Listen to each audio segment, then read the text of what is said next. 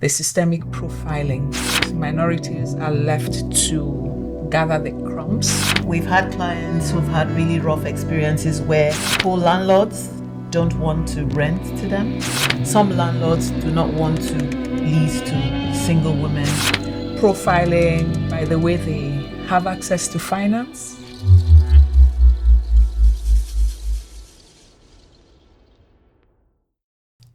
Hey everyone, welcome to In Good Company with the E team. It's Nene here, and I'm with my partner in crime, the queen of serious real estate talk, Neka. Hello everyone, welcome to today's episode. This is an episode that is very close and dear to our hearts, which is about navigating the real estate journey as minorities. Basically, we're going to talk about everything about navigating the journey and what we can achieve and the wins that we can all together achieve. Remember that you're in good company with the E team, and we're all going to do this together. Yes, Neka, thank you for introducing this topic. It's a very, like you said, it's very sensitive. However, we know that we can take you past the hurdle. And what are the important things, or rather, what are the challenges, first of all, that you face as a minority? One of it is accessing finance. Another is getting appraisals that actually reflect the true value of the property. And another one is having strong realtors to negotiate on your behalf. Now, the negotiation comes in when you are buying a home or when you are leasing a home. We've had clients who've had really rough experiences where landlords don't want to rent to them. Neka, you can relate with that, just because they're minorities. And it could be minority, not just race. As a woman, as a single woman, landlords, I don't want to generalize, but some landlords do not want to lease to single women, single mothers, and things like that. So we're going to share with you a few tips on how we can help you as the E team to navigate this very sensitive and frustrating journey.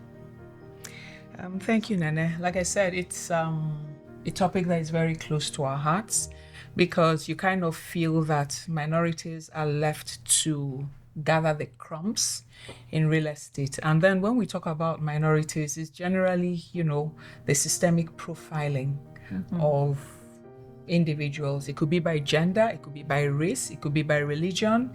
It's just minorities. And even disabilities too. Exactly. People with disability.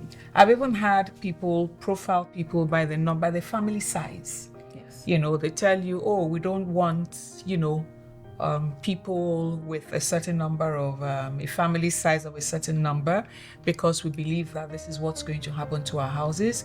We've even had people that profile them by gender and say, oh, how old are the boys? Oh, boys are very rough, so we don't want these people. So all those people actually do fall into minorities. And then when we talk about minorities, getting the crumbs in real estate, it's actually profiling by the way they have access to finance.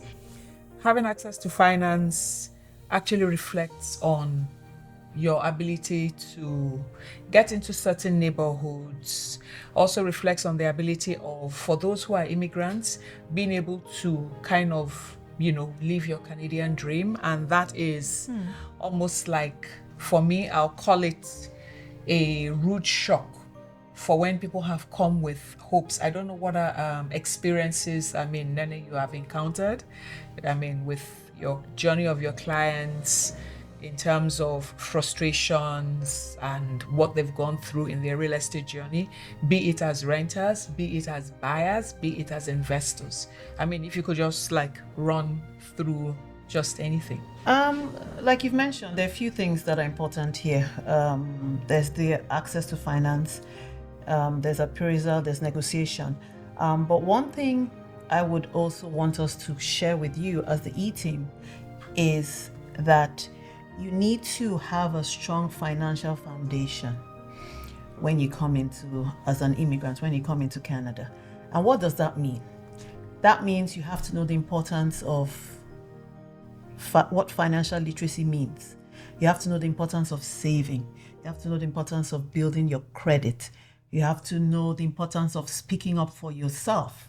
So if you go to a bank, for example, or a lender, and they tell you they can't do this, that, or the other, and they give you a flimsy reason, if you're not satisfied, get another opinion. It's very important that we learn as immigrants to speak up for ourselves. Another thing is you need to know, the whole process of buying a home or leasing a home. Your credit comes in. Do you have a job? The landlords want to see your pay stubs. Buying a home, they want to see your, what you earn, what you approve for, and when it comes to appraisals as well. If you get an appraisal for a property that you don't feel passes the sniff test, you can ask for another appraisal. So those are things I want to talk about when it comes to strong financial foundation. When it comes to experiences, it's very similar to yours.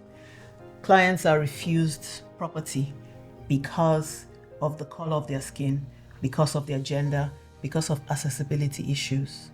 And this is for leasing. On the buying side, we've talked about it over and over again, getting financing. Sometimes there's discrimination. They don't treat your case as seriously if you're a minority. So again, speak up for yourself. One thing I would like you to share, Nneka, is what do you think is the importance of strategic property searches when you are a minority and when you're looking for a property for a minority? Like everything is about perception, and as a minority, I don't belong to that school of thought that believes that. I believe that when you come into a place like Canada is, call it a land that is welcoming to all of us, and it thrives on the fact that we're all different. So I believe that as minorities, most importantly is understand why, you want to live in a particular place. And I also try to educate my minority clients not to believe that they are not suitable to be in a particular place just because of the how do I call it? The perception of the neighborhood. The perception of the neighborhood, and of course, everything that they've heard. So most importantly is that determine why you want to live in this neighborhood.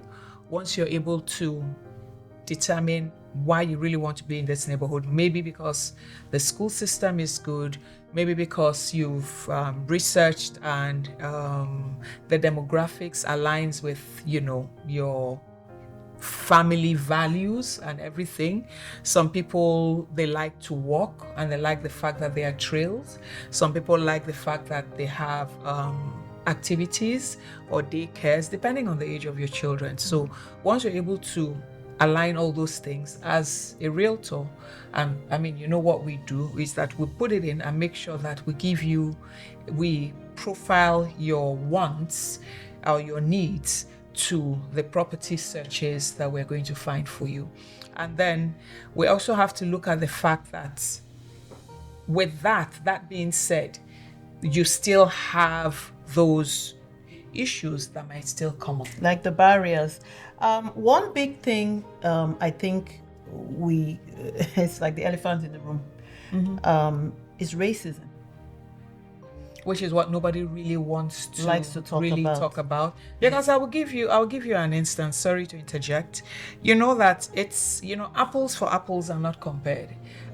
People think that you have to have like a superb credit report to actually qualify. But when you really realize it, for the people from certain areas or like for me, I'm Nigerian. And I know that, for us coming from Nigeria, we're part of the visible minorities. We are profiled separately in terms of, You mean like harsher? Yes. Like Yeah. The way we're profiled when it has to do with qualifying for a mortgage, viewing our documentation, analyzing our income, especially, of course, coming from, being new to the country where probably a bulk of your income is actually still offshore. The way we're profiled is actually kind of different. And that's what also influences, people who actually want to move to certain choice neighborhoods. Do you understand? Yeah, They're unable to qualify. They're unable to qualify to actually achieve what they want. And that kind of douses, their dreams and all that they've anticipated with moving to a new place as welcoming as Canada. Yeah, so as the E team, we always say you're in good company, and we really mean you're in good company, because as your agents, as your real estate agents, we fight for you, we negotiate fiercely for you, we make sure that these things that prevent minorities like us, because we have experienced it. Trust we me. sit here We today have. profiled against. We were profiled. We were discriminated against. We saw, in fact, our kids were also subject to some of these discriminatory practices. So, having walked the walk, having experienced this, we know how to negotiate on your behalf. We are empowered to speak on your behalf. We are empowered to fight on your behalf. And we take it as far as we need it to go. So, as the E team, we always say, you're in good company. You're in good company. And most importantly, we also, because we can go over everything that is going on with minorities, but most importantly is that we work very hard. And like Nene said, we strive to ensure that we get a resolution. So if it's to buy a home, we ensure that whatever barriers that there are, we work through breaking all those systemic barriers and then proving that you are worthy to get whatever it is that you're looking for. Be you a renter, a new immigrant, we fight for you. We hold your hands and just make sure that as long as you're dealing with us, as long as you are here, that you shall achieve that which you need to achieve, which means that we work hard to ensure that you have a positive and successful resolution. And like we can't overemphasize that you are in good company with us. Yeah. And another thing we do also is we have concierge services. Yes. So we work with a lot of professionals. Yes. Who also align with our values, our mission, and our vision for our clients, such that as we are fighting for you, they are also fighting for you. So you know that every step of the way, we are holding your hand. So, we just say that we adopt like the holistic approach to everything. So it's really not just about our real estate services, but everybody that we work with, everything is just a concierge service whereby we just hold your hand every step of the way, breaking down all the barriers. And trust me, there are quite a bit. But like we always say, we try to ensure that it is as seamless as possible and you're less flustered, and just understand that being in good company means that we work with you till you have a resolution. And even beyond that, other concierge services, closing day, you have a piping hot jollof rice pan waiting for you. For those that like Niger jollof rice though, not the other one. We get cleaners. We make sure that the house is ready for you. We get cleaners. We have contractors that we work with. We just have a whole lot of vendors just to make sure that from start to finish, as a minority coming into a new country or as a minority buying a home, You never feel alone. you don't feel alone. Yes. So to recap, what do you need to do as a minority in Canada wanting to lease or buy a home? You have to speak to people who truly understand your journey.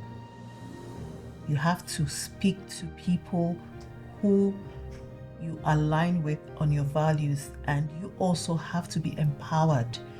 You have to be financially literate. You need to understand the processes.